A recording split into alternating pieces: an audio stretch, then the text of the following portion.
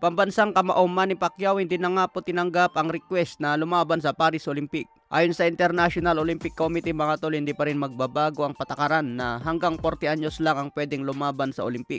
Kaya hindi makapasok si Pacman dahil sa kanyang edad na 45. Matagal ng pangarap ni Pacman na makapag-uwi ng gintong medalya galing Olympic. Pero huli ng lahat mga tol, inabutan ng age limit. Kaya abangan na lang po natin ang exhibition laban kay Buakaw ng Thailand ngayong April 20.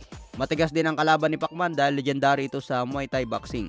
Sa iba pang balita, Jerwin Ancas nakaapak na nga po sa Japan para sa laban ngayong February 24. Dedepensahan ni Takuma Inoue na kapatid ni Inoue ang kanyang WBA bantamweight belt. May kartada ito na 18 wins, 4 KOs, may isang talo. Tinalo ito ni Nordin O'Bali. Matatandaan na winasak lang ni Nonito The Flash Donaire itong si Nordin O'Bali. Kaya tingin ko mga tol, malaki ang pag-asa ni Ancas na talunin si Takuma Inoue.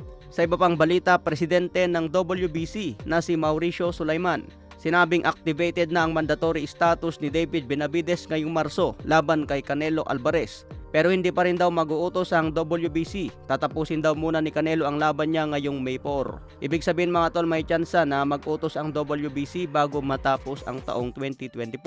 Pwedeng persahin ng WBC ang kampo ni Canelo para labanan na itong si David Benavides. Kung hindi ito gagawin ng WBC, siguradong masisira ang imahe dahil halatang may pinapaboran. Pwedeng tanggalin ang WBC belt ni Canelo kung hindi susunod sa utos ng WBC.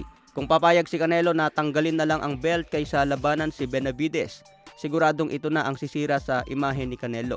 Matatandaan mga tol na nilabanan ni Canelo itong si Avni Yildirim na napakahina dahil mandatory ng WBC. Ngayon isang Benavides ang mandatory, hindi niya ito labanan.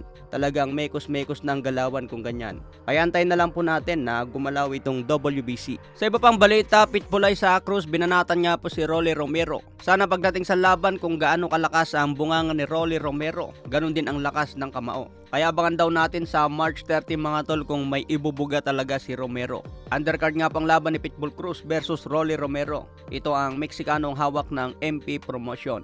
Kaya abangan po natin ang laban ni Pitbull Cruz.